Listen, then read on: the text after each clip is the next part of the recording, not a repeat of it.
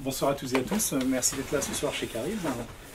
On est très heureux d'accueillir Philippe Bolandi pour un premier roman qui nous a enchanté, qui nous a surpris d'abord, puis qui nous a enchanté ensuite.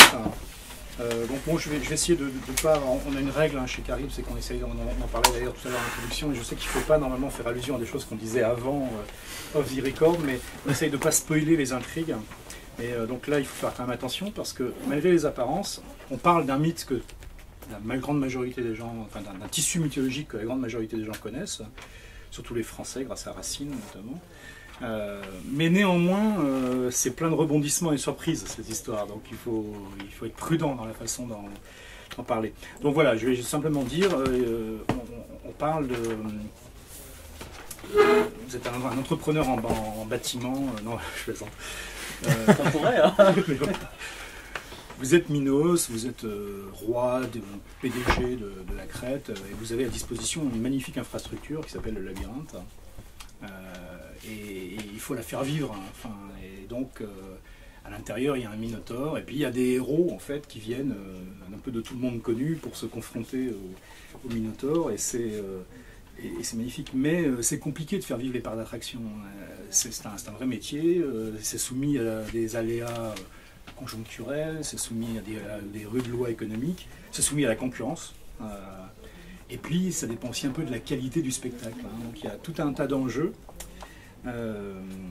qui vont être traités non pas d'un point de vue d'un essai sur l'économie des parcs d'attractions mythologiques, qui aurait été une façon possible, mais qui vont être traités par certains des protagonistes qu'on connaît, puisque c'est Minos, Pasiphae, son épouse, c'est Phèdre, c'est Ariane, bien entendu, c'est Thésée, et tous ces gens qu'on croit ou qu'on prétend, ou qu'on suppose connaître, ont chacun une vision en fait de ce qui se passe autour de ce labyrinthe qui est assez personnel.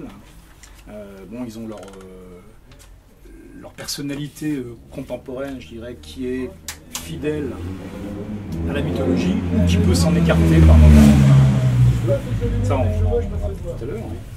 Et donc voilà, moi je ne veux pas en dire beaucoup plus sur ce dont il s'agit, parce que c'est un de ces romans qui arrive. Alors, je le dis parce que dès les premières pages, je pense que n'importe quel lecteur se rend compte, c'est un roman qui est hilarant, on se marre tout le long, mais c'est très très loin de se limiter à un exercice de comédie. C'est vraiment, on parle de mythe, et même si on l'a économisé et mis en situation très contemporaine, on oscille en permanence entre les deux pôles avec lesquels la mythologie peut travailler, donc la comédie, la farce la plus éclatante, et puis la tragédie, tout ce qui est le plus authentique. Il y a des choses très très sérieuses et très très dures qui se passent dans ce roman.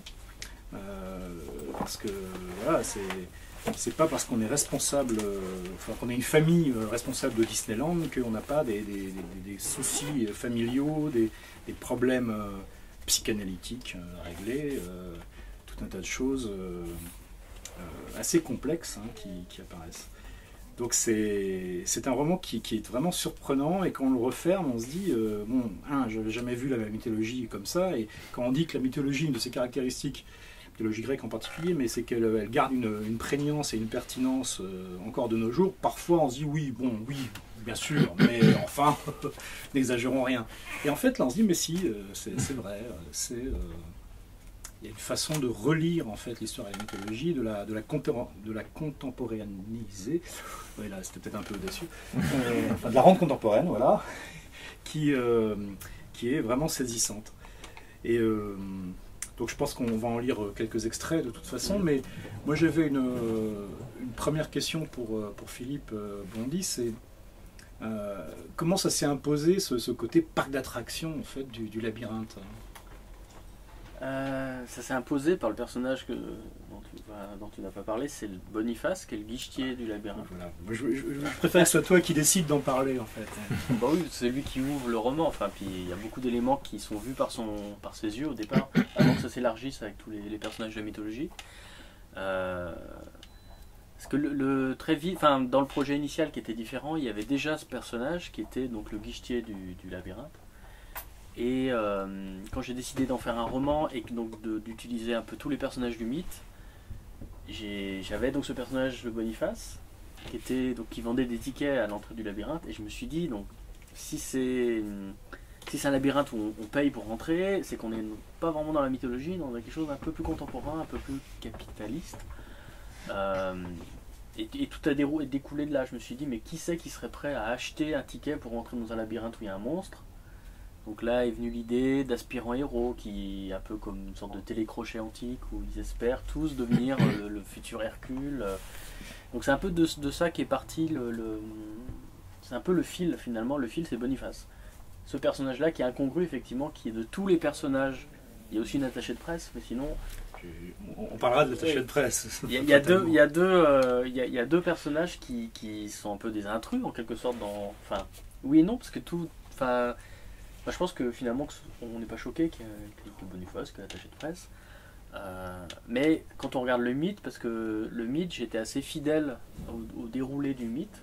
C'est-à-dire que vraiment, quelqu'un qui a bien en tête le mythe, il va retrouver les différentes étapes. Sauf que moi j'ai un peu retourné les choses, c'est que j'ai regardé le mythe du côté de ses coulisses. J'ai vu le mythe comme un spectacle qui nous a été offert et qui se perpétue depuis 2000 ans, qu'on en parle. Et sauf que je me suis dit, oui, mais on va vous raconter un peu les ficelles, comment ça s'est passé. Ça s'est pas du tout passé comme vous le racontez. Et comme on le raconte depuis 2000 ans. Donc il y a cet aspect-là. Le personnage de Dédale, d'ailleurs, est assez emblématique. Ah bah, lui, en termes de psychologie, il ne correspond pas du tout au portrait qu'on a quand on a lu des livres de mythologie. Il est beaucoup moins sympathique dans mon roman. Il est moins respectable, hein. C'est clairement. Indéniable. Donc c'est parti de là en fait. Donc de ce personnage-là, et pour lui conserver une légitimité dans le projet, finalement ça a été contagieux. Il a sa place à donner un aspect contemporain, ou en tout cas pas du tout mythologique au mythe initial, et ça a contaminé tout. Et finalement, moi j'ai pris beaucoup de plaisir après à trouver la façon d'agencer chaque élément du mythe, de lui donner un aspect contemporain, mais en même temps pas si contemporain que ça. Enfin, c'est un entre-deux tout le temps qu'on retrouve. Donc on peut prendre les lunettes contemporaines et voir effectivement, partir du monde d'aujourd'hui et voir en quoi mon roman ressemble aujourd'hui, et on peut partir du mythe à se dire, oui mais quand même, le mythe est ce qu'il a de pas périmé finalement, c'est-à-dire tout cet aspect initiatique, cet aspect psychologie des profondeurs. Tu parlais de la psychanalyse, c'est un peu une sorte de prototype de la psychanalyse, et qui est encore peut-être plus efficace que la vraie psychanalyse, parce que c'est encore avec des images beaucoup plus fortes en fait. Et sans trahir de secret de fabrication intime, hein, du labyrinthe, mais c'est vrai qu'il y a des scènes particulièrement saisissantes quand d'un côté on a en tête le jeu officiel, c'est-à-dire il y a un monstre à affronter dans ce labyrinthe, enfin, c'est un univers du danger, enfin, on peut penser aussi à la mise en spectacle du danger, de la mort, enfin, il y a des vrais enjeux, quoi, hein, c'est pas pour rigoler. Enfin. Et puis le guichetier, qui effectivement, en plus de son travail de guichetier, est aussi un peu l'homme à tout faire du labyrinthe, hein, c'est celui qui passe la serpillière quand il y a un peu de sang qui reste, enfin, tout ce genre de choses. Donc il connaît le labyrinthe comme sa poche. Et lui, donc, il a effectivement ce côté employé de Disneyland qui est bien autre chose que ça. Enfin, une des richesses du roman, c'est que il n'est pas que sa fonction sociale et économique, même si elle est essentielle par le poste d'observation qu'elle lui fournit, mais il a ses propres désirs, ses propres rêves. Certains sont raisonnables, d'autres sont un peu insensés. La plupart sont insensés. C'est un personnage étonnant. C'est celui qui est en effet le plus humble de tous les personnages. Et c'est celui qui est au cœur des choses. Enfin, humble par sa position. Par sa position, oui. Oui, pas nécessairement par son sa ego. Psychologie. Non, ouais. pas par son ego. Alors ce personnage de l'attaché de presse, hein, l'attaché de presse de Thésée, hein, en fait, lui, effectivement, il est également a priori extérieur au mythe, ou alors il était très dissimulé dans les sources antiques. En fait, si on part du principe que finalement, moi, ce que j'ai fait, les héros, j'en ai fait des sortes de prestataires de services spectaculaires. Enfin, ils sont là pour donner du spectacle. Alors, la différence avec uniquement du spectacle, c'est qu'effectivement, ils risquent vraiment leur peau. Et quelque part, c'est ça le paradoxe qu'il y a dans le mythe tel que je le décris. c'est effectivement, c'est un peu Disneyland si on veut. Il y a une part de chiquet, il y a une part de mise en forme, de mise en scène, mais il y a des vrais monstres quand même. Et la plupart, par exemple, il y a plein de gens qui espèrent devenir des héros antiques, donc ils payent leur ticket, ils rentrent dans le labyrinthe, mais jamais aucun ne ressort. Donc ça, c'est conforme au mythe. Dans le mythe, effectivement... même si c'est un peu louche.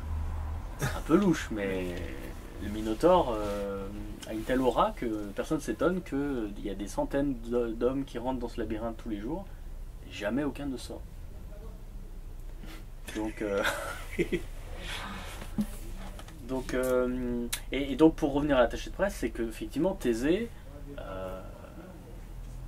tel que moi je l'ai présenté, c'est pas que c'est pas vraiment has-been, mais il a un petit côté comme ça, c'est-à-dire que c'est quelqu'un qui on sent, enfin, qui a eu son heure de gloire héroïque, et on sent que c'est un peu passé, et son attaché de presse, c'est un peu elle essaie de le raisonner, lui dire accepte ce contrat en Crète, parce qu'en plus pour lui la Crète c'est le bout du monde, hein, c'est le bout de la Méditerranée, enfin c'est pas lui il aspire à être d'exister à Rome, parce que là aussi ça j'ai un peu transposé,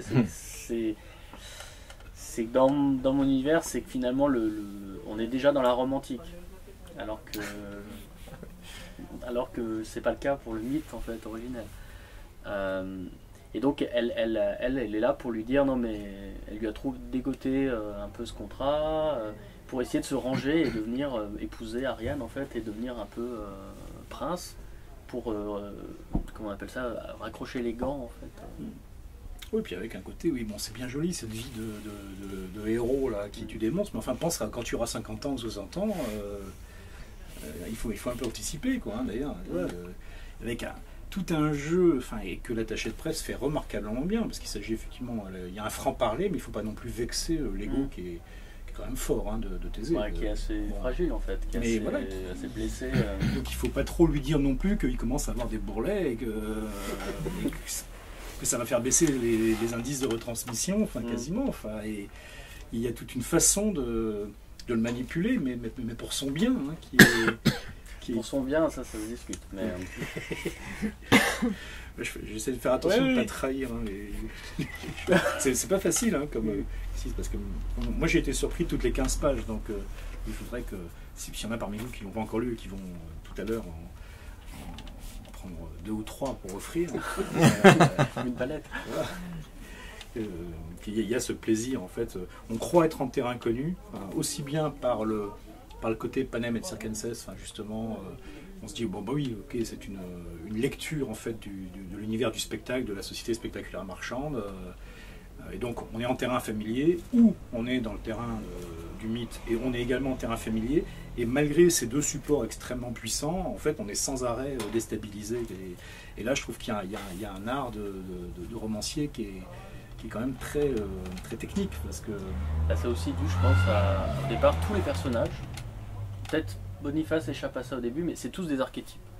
C'est-à-dire qu'on les connaît, on croit les connaître. Eux croient se connaître aussi.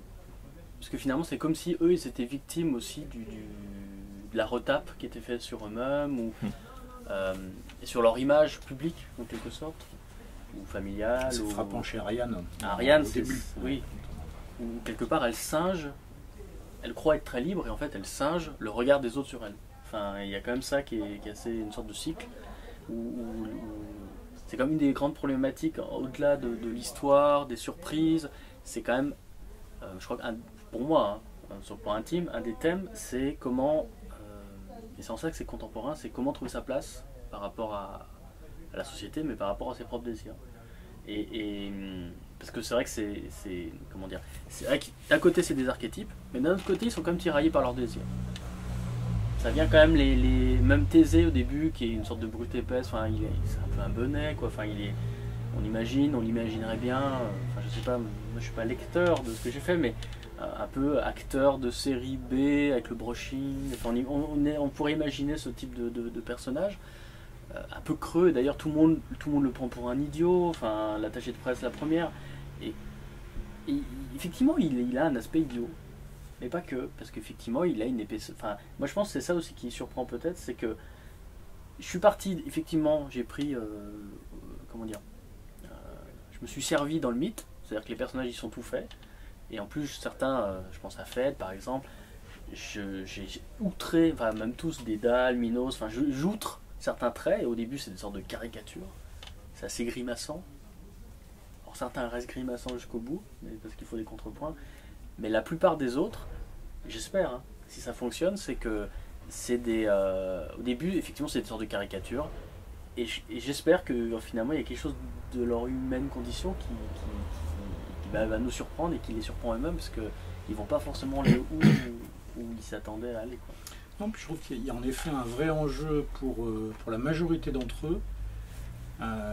Se présente à plusieurs points dans la narration une confrontation de leur désir intime non révélé qui n'est pas nécessairement celui du mythe, et puis d'une question de conformisme. Enfin, vraiment, c'est mon métier, ma vocation, l'attente sociale ou familiale autour de moi, c'est de faire ça, quoi. C'est ça mon rôle prescrit, quoi. Mais est-ce que c'est vraiment ce que je veux? Et cette question, elle revient sans arrêt. Et pour beaucoup d'entre eux, et bon, par des angles parfois un peu inattendus, parce que ces motivations sont diverses, en effet. Hein, et de ce point de vue-là, enfin, il y a des recompositions possibles. Bon, après, oui, il y a quand même... voilà, le mythe n'est pas... Enfin, à la fin, on s'en est à la fin assez écarté quand même. Hein, du mythe? Oui, quand on est vraiment au bout. Dans le déroulé, je suis pas sûr qu'on soit si éloigné que ça. Dans le destin de certains des personnages, il y en a quand même qui ont fait des choix, où les choix ont été faits pour eux, et ils se retrouvent pas exactement à la place attendue, ou à la place anticipée par la connaissance du mythe. Et c'est ça qui est... Tu as vu comment on flirte avec les spoilers? Attention. Ouais. Mais j'en suis pas certain, moi. Voilà, c'est rassurant. Mais après, oui. Après, il y a plusieurs versions du mythe. Ça aussi. C'est ça aussi qu'il faut avoir en tête, c'est que ça, c'est une des caractéristiques des mythes, mais en particulier des mythes grecs, c'est que ils ont fait leur sauce déjà à l'origine. Donc en fait, il y a plein de... Alors en plus, il y a les relectures plus modernes qu'on peut avoir en tête, qui peuvent faire écran sur la version antique. Même dans les versions antiques, il y a plusieurs versions. Peut-être. Aussi. En tout cas, de manière générale, dans les mythes, c'est un peu ça. Alors, le mythe du Minotaure, je sais pas à quoi tu penses au niveau que ça s'est éloigné, mais en tout cas, au niveau des faits, pour moi, après, sur ce que ça peut représenter en termes de destin, effectivement, on est assez loin de ce qui est dit dans le mythe, mais en termes de trajectoire extérieure, si on rentre pas dans la psyché des gens, le milieu extérieur, moi j'ai l'impression d'avoir été assez fidèle. Alors oui, bon, moi c'est peut-être pour Ariane en fait que j'avais le plus de sentiment qu'elle avait été prise elle dans un faisceau de contradictions plus fort ou plus révélé en tout cas que dans la lecture canonique du mythe. Hein, oui, mais oui. Comme elle prend beaucoup d'épaisseur, d'un seul coup elle a un univers de possible qui est beaucoup plus riche et dans lequel elle se prend quand même un peu les pieds dans le tapis, si j'ose dire. Ah, dans ce sens-là, oui. Dans ce sens-là, par rapport au personnage en effet assez... linéaire. Quoi, oui, mais c'est que Ariane, déjà, moi je lui ai adjoint des désirs qu'elle n'a pas dans le mythe. C'est-à-dire qu'elle, épouser Thésée ou un héros, vraiment, c'est le cadet de ses soucis. Elle est vent debout contre ça. Elle, quand elle est dans sa chambre, à quoi elle rêve? Elle rêve du Minotaure. Donc, elle a des désirs un peu interdits, quoi. Et... Enfin, c'est quand même ça au départ elle va prendre de l'épaisseur, mais même avant de prendre de l'épaisseur, parce que c'est un personnage assez hautain au début, qui pense avoir une valeur. Enfin, c'est là où elle est prise au piège, c'est-à-dire c'est l'aînée de la famille, donc elle est là pour hériter du trône, pour faire un beau mariage, et elle a été depuis qu'elle est née. Donc ça, quelque part, ça lui a donné une sorte d'ego, elle est très sûre d'elle, sauf que c'est basé sur quelque chose qui n'est pas elle. Et à mesure que ce qu'elle est peut-être, mais ce qu'elle est peut-être, c'est qu'elle en sait rien, c'est potentiel, va prendre de l'importance et va venir aimanter ses désirs, ses envies, sa vie elle-même. Ça va venir fissurer le socle en fait sur quoi tout est bâti. Tout ce qu'on pourrait appeler Ariane au début du livre est bâti sur quelque chose qui au cours du roman va s'effondrer, et qu'est-ce qui reste? il reste à tout reconstruire une personne en fait, de redevenir quelqu'un ou de devenir quelqu'un en fait. Parce qu'effectivement au départ elle est presque une surface de projection même à ses propres yeux en fait. Alors, je peux lire un extrait parce que, je laisse choisir un de tes extraits préférés. Alors, sous contrainte de ne pas révéler trop d'éléments de l'intrigue. Mais je pense que c'est important parce que la description qu'on peut en faire, aussi bien en termes d'intrigue que de problématique, ne doit pas faire oublier que, bien que ce ne soit pas écrit en alexandrin, on est aussi dans le domaine de la grande tragédie, justement, où on va chercher ce qu'il y a derrière les façades des personnages, quoi. Et c'est assez spectaculaire. Je vais lire la visite d'Ariane au centre commercial. Qui est assez emblématique justement, c'est-à-dire que même dans on en reparlera après, mais même dans le centre commercial, on va retrouver l'aspect tragique et magique en fait. Alors, le centre commercial barrait alors l'horizon. Dôme monumental dont la laideur de plexiglas contaminait cette portion d'île. Toute végétation avait disparu, comme si elle avait servi de carburant pour que l'artifice atteignisse une telle démesure.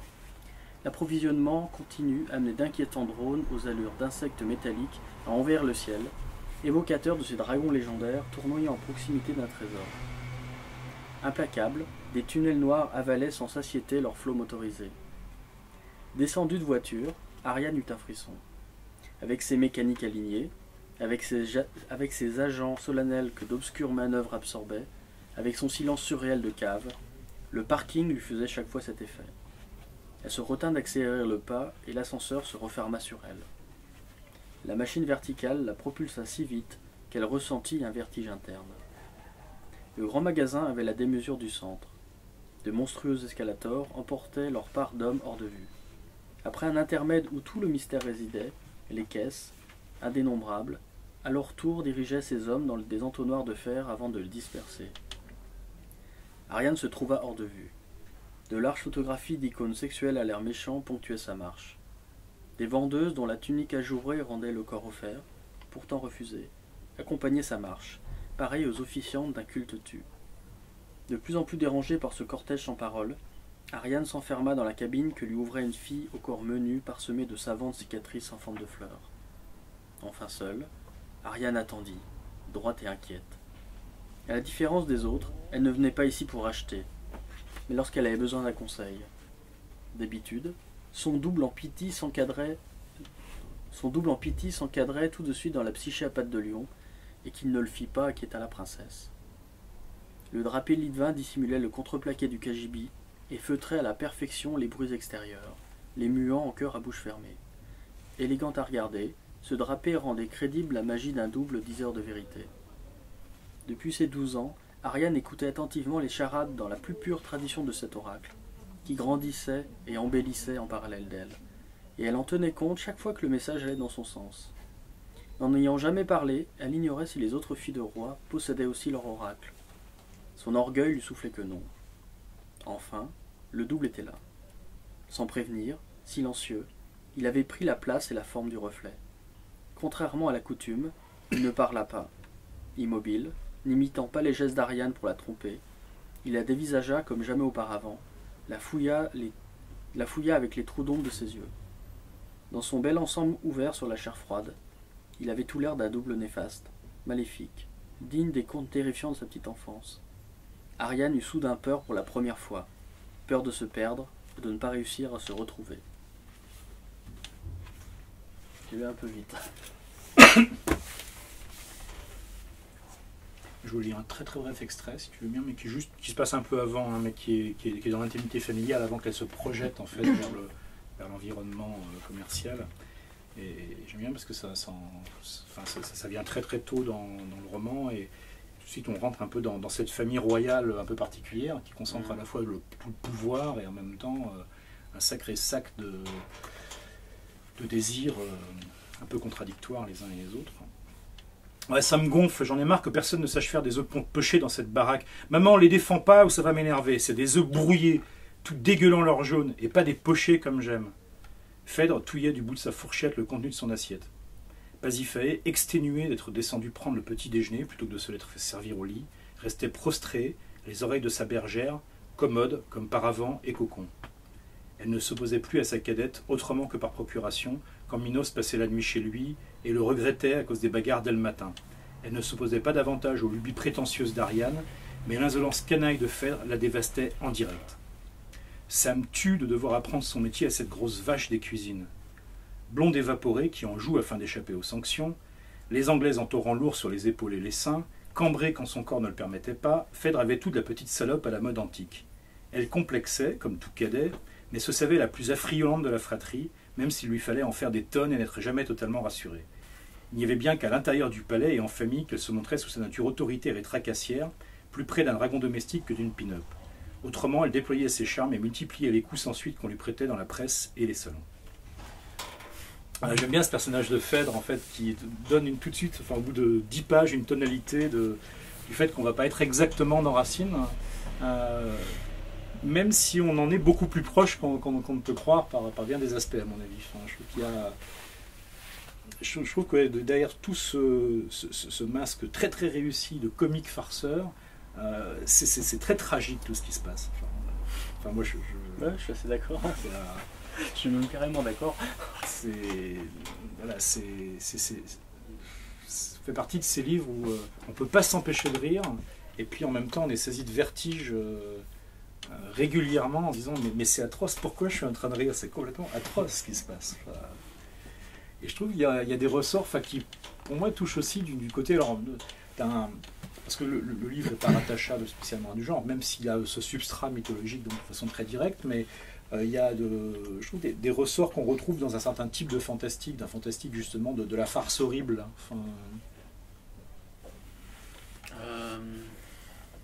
En tout cas, oui, la farce horrible, le grand guignol, les choses comme ça, c'est des registres que j'aime bien manier. C'est assez réjouissant. Et pour revenir à l'aspect tragique, c'est effectivement le fond. Après, je pense que tout le monde n'est pas forcément sensible à cet aspect-là, mais pour moi, le fond, il est vraiment triste. Oui, c'est la tragédie, en fait. Sauf que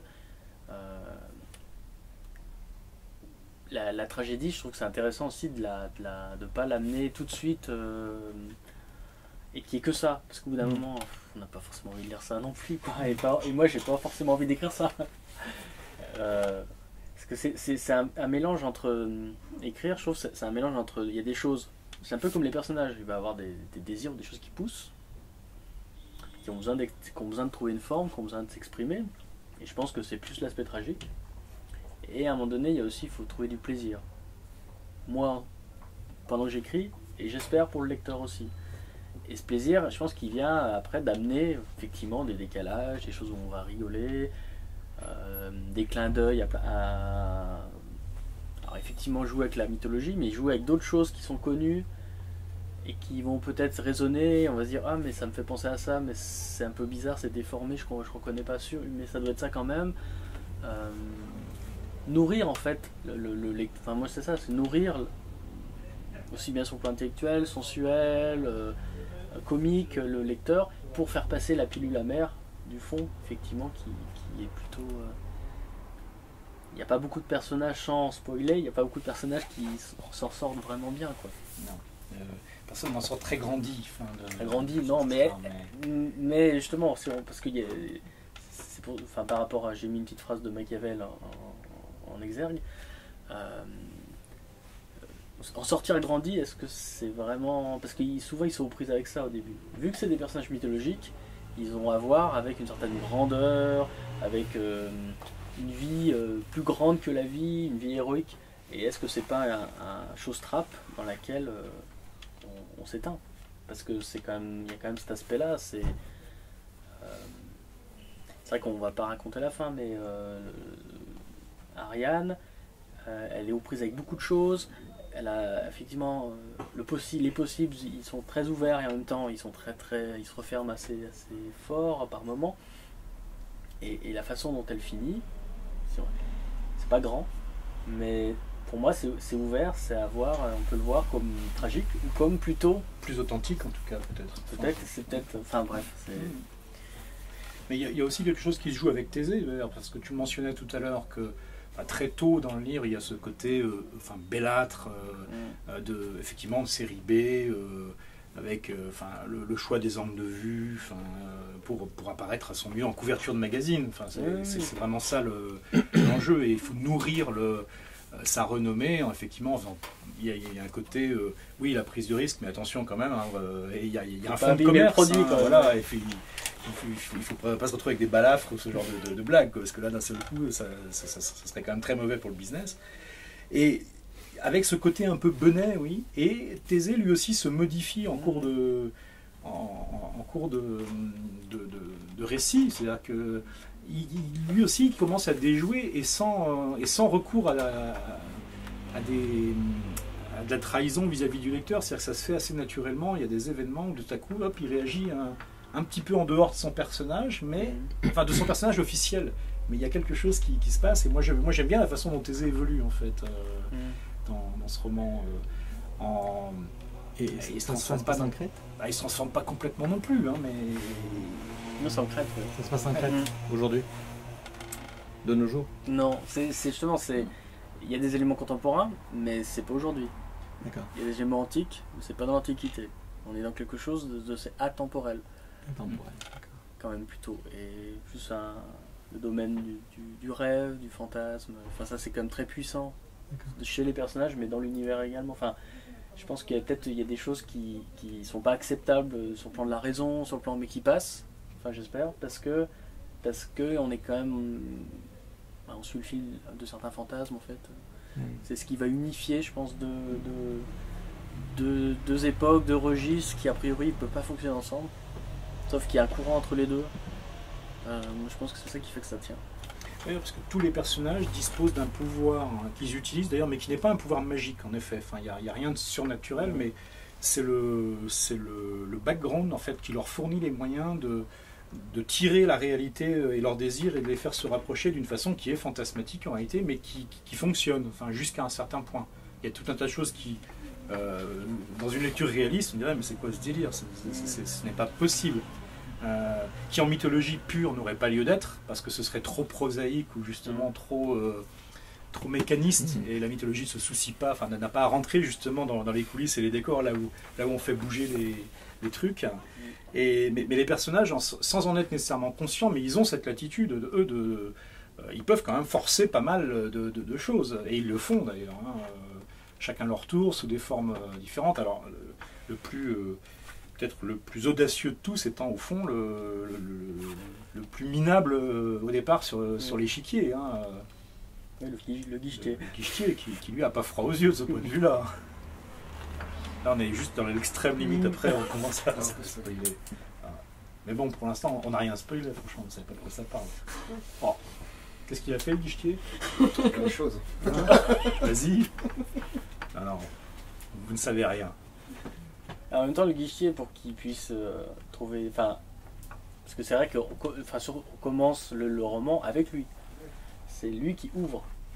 Et même qui ouvre avec ses propres fantasmes. C'est vraiment... on rentre vraiment par sa tête. Et dans cette cohorte de héros, pour qu'il ait une place, il faut quand même qu'à un moment donné, il ose justement, il n'est pas froid aux yeux. Sinon il n'aurait peut-être pas sa place dans cet univers-là. C'était le premier passage qui m'avait saisi en fait à la lecture. C'était exactement ça. C'était Boniface. C'est très court, donc malheureusement, il y avait toujours quelque chose pour le sortir de ses rêveries. Là, c'était un type assez gros qui s'impatientait à son guichet. C'est pas lire qui va te faire mal.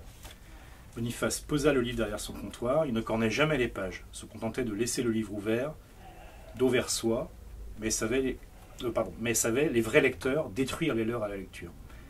Il avait honte de ne jamais rien souligner, jamais rien arracher des textes pour les exhiber. Sa mémoire lui faisait souvent défaut, il se plongeait dans le flux, c'était tout. Hormis lire, Boniface était guichetier à l'entrée du labyrinthe, attraction principale du royaume de Minos. Chaque matin et jusqu'au soir, les fiers à bras faisaient la queue devant le bâtiment carré. Vantards ou gênés, on les aurait dit pressés d'être éviscérés et de servir de nourriture. Portés disparus, comme d'autres avant eux, il serait peut-être plus apprécié mort que vivant, faute d'avoir été celui qui apportera la tête décapitée de Minotaure et qui épousera la fille du roi. Il piaffait d'impatience, de vrais gosses. Personne ne les voyait dans le rôle, même eux doutaient. Mais avant de tenter sa chance, il fallait s'acquitter du prix. Plutôt que rien foutre, donne-moi un ticket. Il gonfla sa panse pour en imposer plus. Boniface ricana intérieurement, il était à craindre et se prit parfaitement au sérieux. S'il avait su la réalité du labyrinthe, pas dit qu'il aurait renoncé à la légende pour prendre cuite sur cuite jusqu'à rouler pour de bon. Il était du genre à préférer mourir pour du vent plutôt que de retourner bredouille au patelin qu'il avait vu naître. Ah, donc dès le départ, ce guichetier, il a quand même son regard sur les choses. Hein. Il a beau être juste guichetier, il s'en laisse pas compter par justement tous ces fiers à bras qui sont pas tous taisés, qui ont pas tous de l'audimat, mais qui sont certains vraiment des buses, quoi, mais qui viennent voilà, et puis qui se la jouent quand même énormément. Toi le guichetier, tu as devant toi le futur héros qui va... alors que lui, il en sait beaucoup plus que ce qu'il dit. Il nous donne un petit indice là, que s'il connaissait la réalité du labyrinthe. Bon. Après c'est un postulat énorme parce qu'il y a tout le long, c'est quoi la réalité du labyrinthe qui est une question. Donc, je ne parle pas de sa réalité technique, mais même en soi, comment on a pu fonder tout ça sur un labyrinthe.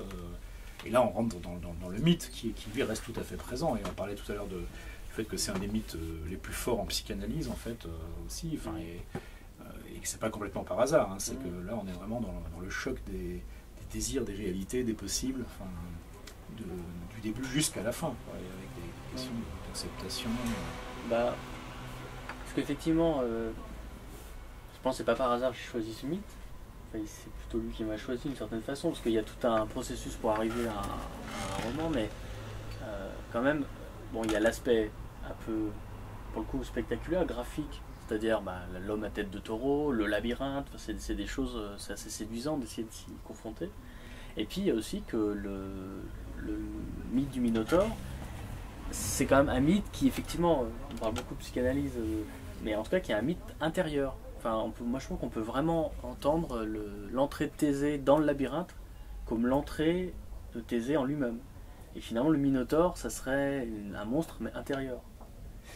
Et en tout cas ça, mon Minotaure ne ressemble pas au Minotaure du mythe, mais il n'empêche que la figure du Minotaure, en tout cas la figure du monstre intérieur, et selon ce qu'on peut mettre derrière ce vocable de monstre, c'est très présent dans le roman. C'est vraiment aussi bien que ce soit les désirs interdits, l'identité, en tout cas je pense que c'est ça qui est intéressant dans ce mythe. Les mythes sont intéressants en soi, mais celui-ci il est vraiment intéressant parce qu'il vient confronter, en tout cas avec le héros, donc le héros un peu l'alter ego, à l'intériorité. Et c'est quoi l'intériorité? Qu'est-ce qu'il y a dedans? Alors moi c'est vrai que je le fais un peu une pantalonnade, il y a un côté... parce qu'effectivement, qu'est-ce que recouvre la réalité du labyrinthe? On le découvre dans le roman. C'est pas grand. C'est clair, c'est pas grand. C'est pas très glorieux. Mais est-ce que ce qu'il y a à l'intérieur est très glorieux? J'en suis pas certain. Moi, ça m'a fait beaucoup songer. Alors, je sais pas quelle est la part de lui. Quelqu'un qui, justement, lui, étant particulièrement inscrit dans le genre science-fiction ou au moins autant fantasy d'ailleurs, qui est Terry Pratchett, qui est la façon d'utiliser soit du matériau violemment mythique, de grande ampleur, soit des choses au contraire très prosaïques, le service postal, des choses comme ça, mais qui le retourne complètement en y insufflant effectivement une dose de dérision et d'humour, en prenant des personnages pour leur faire faire autre chose que ce que leur étiquette est censée leur faire faire, et en faisant ça d'une façon très non conventionnelle, justement en jouant à retourner les conventions, les attentes, pour à la fin creuser au-delà d'une certaine apparence, que ce soit d'une apparence glorieuse, effectivement grande, qui est un des mythes les plus forts de l'Occident grec, ou que ce soit effectivement vers quelque chose qui n'a rien de mythique, qui est c'est quoi finalement d'être guichetier à l'entrée de l'attraction, quoi. C'est comment on fait pour gérer, pour vivre tous les désirs qu'on peut avoir alors qu'on a un petit job de merde et que tout le monde justement nous prend pour un abruti, quoi, ou un esclave. Et je trouve qu'il y a une façon de changer les registres d'une page à l'autre en utilisant la grandeur automatique en fait des personnages, et puis le côté très très prosaïque qui sont, c'est des vrais gens, quoi, en fait. C'est vrai que je pense que c'est aussi en ça que c'est pas cynique c'est que c'est pas juste pour dire, vous voyez, on dit que c'est grand, mais en fait c'est minable. Effectivement, il y a des aspects minables, il y a des aspects. Mais souvent, plus on va gonfler la grandeur et la beauté, plus ça cache quelque chose qui est du vent ou qui est pas très propre. Et c'est quand même. Je pense quand même que les personnages, ils ont aussi. Ils ont de l'humanité, donc l'humanité, c'est ça. On aspire à de très grandes choses, sauf qu'il y a les contingences matérielles. Et puis notre peut-être incapacité à être aussi grand, et puis finalement souvent la grandeur ça correspond c'est du ripollinage de choses qui n'ont pas été telles qu'elles ont été racontées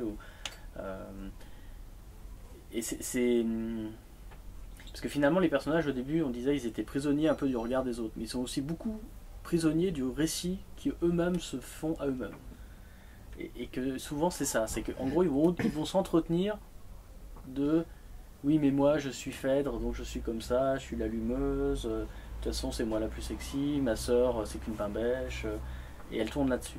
Ariane pareil sur Phèdre de toute façon elle vaut pas grand chose, moi j'aspire à d'autres choses mais vous pouvez pas comprendre de toute façon, vous n'êtes pas à la hauteur de ce que je suis intérieurement mais que j'ai pas du tout réalisé. Boniface pareil, je suis un guichetier, je suis votre paillasson à vous tous, mais haha je sais que de toute façon vous serez jamais des héros, et moi je sais que c'est pas possible mais quand même j'aspire à être un héros, parce que ce qu'on n'a pas dit c'est que Boniface lui quand même il aspire à conquérir Ariane, c'est que lui quand même son rêve complètement fou c'est que Ariane. C'est pas un vrai spoiler, on le sait très vite. Non, on le sait très vite ça. Non, c'est vrai, franchement. Pas gâcher ta marchandise. Mais on le sait au bout de 13 ou 15 pages, c'est pour ça que ça va. Oui, de toute façon, c'est même consubstantiel à ce personnage. C'est son moteur. De toute façon, il aspire. Lui, parce que autant les autres, ils sont tous. Par exemple, on prend Ariane, c'est la fille du roi. En gros, ça serait a priori la fille qui a le plus de. On pourrait imaginer la plus puissante. Alors qu'en fait, elle est totalement impuissante. Parce que la puissance, c'est quand même lié quand même au désir. Et son désir, il est dans sa chambre. Et ça s'arrête là. Mais finalement, il y a les deux aspects. Il y a ceux qui sont dans des hautes sphères. Et puis, ils sont prisonniers, mais soit du personnage médiatique, soit du rôle qu'ils sont censés jouer, soit surtout même du rôle qu'ils se servent eux-mêmes, leur propre soupe. Et puis il y a Boniface qui lui qui est prisonnier de ça, mais c'est pas ça qui est le plus fort, c'est aussi sa condition qui en gros c'est un manard quoi. Et on lui demande pas d'exister, on lui demande pas d'être une personne, on lui demande d'être une fonction. Les autres aussi, mais les autres, les fonctions ressemblent plus à des personnes. Et puis avec ce côté effectivement invisible qu'il a presque au sens propre par moment, parce que pour beaucoup des protagonistes il n'existe même pas. C'est un guichetier, on s'en souvient pas, on oublie même qu'il y a un guichetier dans le fond. Ça fait pas partie des choses qu'on note quand on doit décrire le royaume de Crète. Oui, évidemment il y a des guichetiers. D'ailleurs on n'en parle pas dans la légende. Voilà. C'est quand même bien un signe. Est-ce que vous avez des questions pour Philippe Bondy? Vous avez dit tout à l'heure, il y a un processus sur les romans là, que vous êtes passé rapidement, mais vous pouvez dire deux mots de comment ça vous est venu le processus de création, alors, faut pas non plus spoiler, donc c'est qu'en fait, au départ, ce roman, c'était un roman graphique, c'était un projet de roman graphique avec un dessinateur, et c'est la deuxième partie, ce qui va devenir la deuxième partie. C'est-à-dire, on peut le dire, c'est que la deuxième partie, elle se passe dans le labyrinthe, avec peu de personnages. C'est la partie où ça devient un Donjons et Dragons. Et donc en fait, c'est une sorte de huis clos dans ce labyrinthe, et donc c'était ça. Donc avec très peu de personnages. Effectivement, un aspect très graphique avec le Minotaure qui est pour le coup très graphique. D'ailleurs, c'est amusant, c'est que je me suis promené dans le quartier tout à l'heure avant d'arriver et j'ai croisé 2 Minotaures. J'ai trouvé ça assez excellent. Il y a un graffiti rue Traversière. Ouais, c'était un sacré travail pour préparer tout ça. Ouais. Et un autre, je sais plus, c'était dans une galerie, il y avait une statue Minotaure. Je me suis dit, la classe. Donc oui, il y avait donc c'était très réduit, c'était vraiment à huis clos et à peu de personnages. Et en fait, ça s'est pas fait. Et à un moment donné, quand j'ai voulu faire un roman, je me suis dit, pour faire un roman, faut trouver plus d'ampleur. Donc j'ai dit, on va verser le mythe complet dedans. Et c'est pour ça que je disais que l'aspect un peu hybride, composite, il vient du guichetier, parce que le guichetier faisait partie du projet initial. Mais à un moment donné, pour lui trouver une place dans le mythe, eh ben, j'ai dû faire du labyrinthe, un endroit où on paye pour entrer. D'accord. Et donc il y avait des gens pour payer pour rentrer, donc il y avait une économie autour de ça, et après tout a découlé de ça. D'accord. Voilà. Bon, c'est très succinct, parce que pour le coup c'est les coulisses aussi. Non, mais enfin, en tout cas, moi je reste sur le fait que c'est un travail assez incroyable d'ajustement de paramètres où effectivement les paramètres psychologiques et profonds, enfin on a évoqué plusieurs fois son psychanalyse sans en faire du tout un Graal, mais il y a une épaisseur, une profondeur, une intimité dans les motivations des personnages, que ce soit des personnages qu'on croit connaître, que ce soit des personnages qu'on ne connaît absolument pas, qui est très très fort, mais dessus il y a un agencement, une construction justement de couches économiques, de couches spectaculaires en fait, qui sont faites et qui tiennent toutes comme ça, et puis et en même temps il y a en permanence du déséquilibre, c'est-à-dire que les personnages sont agités en fait de tensions internes, même ceux qui sont en apparence les plus monolithiques, enfin, d'une certaine façon, parce que leur désir est unique ou parce qu'ils sont complètement obsessionnels. Et là, je ne vais pas donner de nom, mais il y en a quelques-uns effectivement qui semblent plus simples que les autres et moins contradictoires. Mais même là, la façon dont l'échafaudage instable de leur relation avec les autres, dans la famille, dans l'organisation du royaume et de la gestion du parc, enfin tout ça. Fait que c'est un très très bel échafaudage de tensions romanesques en fait, dans une forme assez ramassée quoi, comme ça, et voilà, j'ai vraiment beaucoup apprécié quoi. Est-ce qu'il y a le personnage d'Icare? Non, mais il y en a. Ça veut pas dire. Enfin, Icare n'est pas là. Mais il y a un autre personnage qui est un peu l'alter ego d'Icare, qu'on le découvre plutôt vers la fin, que ça serait peut-être l'alter ego d'Icare. Mais c'est pas. Mais là on peut pas en dire plus parce que c'est un des personnages qui se transforme je pense, d'une des façons les plus étonnantes. Et voilà, enfin ça fait partie des choses qui sont. En tout cas, qui font d'ailleurs que c'est à la fois triste et en même temps, voilà, c'est pas du tout. Il y a une tristesse assez profonde, mais en même temps, c'est pas du tout quelque chose de larmoyant. Il y a quand même, enfin, jusqu'au bout, ça pétille. Il y a des choses qui se passent qui sont sympas quand même. Enfin, justement, à partir du moment où les gens savent aussi faire la part des choses par rapport à des aspirations qui n'étaient pas les leurs, mais qui étaient celles qu'on leur avait assignées initialement. Hein, je trouve. Il y a une certaine joie, en fait, paradoxale à un certain moment. Là, que je mentionnais tout à l'heure, au moins pour Ariane. Pour Ariane, façon, ouais, mais je pense que c'est vrai aussi pour Thésée, en fait, hein, sous une autre forme. Ouais. Non, mais après, voilà, ça c'est. Après, il y a la perception de chacun. Voilà, c'est ça. Oui, oui, c'est ça. Après, dans le côté. Je pense que effectivement, c'est un roman qui est en 3 parties. La 3e partie, elle est plus sombre. Il y a des choses qui se sont refermées. Et c'est vrai qu'il y a quelque chose d'un peu descendant. Enfin, je pense. Mais il n'empêche que. Je pense que le côté pétillant ou vivant, il est aussi dans le style, qui est toujours là. Il y a toujours des surprises.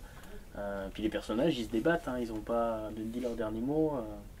Après, c'est vrai que sur la fin, il y en a quand même certains qui s'éteignent un peu, à mon sens. Ouais, mais beaucoup d'entre eux combattent quand même. Oui, pas jusqu'au bout, mais pas loin, quoi. Enfin, il n'y a pas beaucoup de résignation. Ils restent vivants, en tout cas. Ils restent vivants. C'est vrai qu'il n'y a pas beaucoup de résignation, alors qu'au départ. Et, enfin, je trouve que c'est ça qui est très intéressant aussi, c'est qu'un cadre mythique, c'est quelque chose qui appelle normalement la résignation, et d'ailleurs, enfin, qui fait une partie du ressort de la vraie, pure, dure tragédie du XVIIe siècle. C'est de toute façon, c'est écrit, quoi. Vous ne pouvez rien, c'est comme ça. Là, c'est écrit, hein, mais en fait, il y a des espaces de manœuvre dans le cadre, on peut bouger quand même, qui s'ouvrent, et qu'on se crée ou qu'on arrache à des endroits un peu inattendus, quoi. Et donc c'est pour ça que voilà, et j'espère que pour ceux qui l'ont pas lu, qu'on vous a fait sentir que c'est pas neutre ces histoires de spoiler, parce que c'est une histoire pleine de rebondissements. En fait. Parce que c'est pas un roman de genre, mais quand même, enfin, ça fonctionne un peu, il y a du suspense, je pense. Ah oui, vraiment. C'est plus qu'astucieux, quoi. Il y a vraiment une façon de jouer avec les attentes et de créer des surprises réelles, quoi. Alors même, encore une fois, qu'on croit le connaître, ce matériau. Enfin, on se dit, ouais, quand même. Et il n'y a pas de trahison du matériau. C'est tout dans les interstices. Ça c'est le grand classique du roman policier, un peu à l'ancienne. Enfin, on croit connaître, on connaît le cottage anglais, on connaît la vieille fille anglaise qui boit son thé, on connaît tout ça. Enfin, je pense que j'ai beaucoup lu d'Agatha Christie quand j'étais ado, mais je pense que ça a laissé des traces. On connaît tout ça, sauf qu'en fait, bah, plus on connaît, plus on est dans le familier, et plus on sait avoir. Et c'est quand même une des salles. En ça, bon, j'ai pas écrit un roman policier, mais je pense qu'il y a un vieux reste de ça, quoi. Non, puis on trouve des éléments, enfin oui, d'un certain type de plus de fantaisie d'ailleurs que de fantastique, hein, pour parler d'un autre genre, effectivement, avec ce côté de héros ou d'anti-héros ou de para-héros qui se conforment pas en fait à ce qui semble être leur destin écrit à la première page et qui vont en fait voilà, surprendre tout le monde et eux-mêmes un peu y compris en faisant autre chose, quoi. Enfin, et en redonnant une forme paradoxale de liberté quand même dans ce truc au départ qui semble être où il semble y en avoir aucune, enfin, de liberté. Ah bah le début, tout ce qui est de l'exposition, là-dessus on est vraiment dans le mythe. C'est vrai qu'effectivement c'est très statique, il y a quelque chose, on dirait que ça va aller tout droit, sauf que c'est pas le cas, quoi. Est-ce qu'il y a d'autres questions? Sinon, on peut continuer à parler autour d'un verre. Ouais, merci beaucoup en tout cas, Philippe Landiste, de s'être prêté à cet exercice et à cette rencontre. Et voilà, bah oui, continuons autour d'un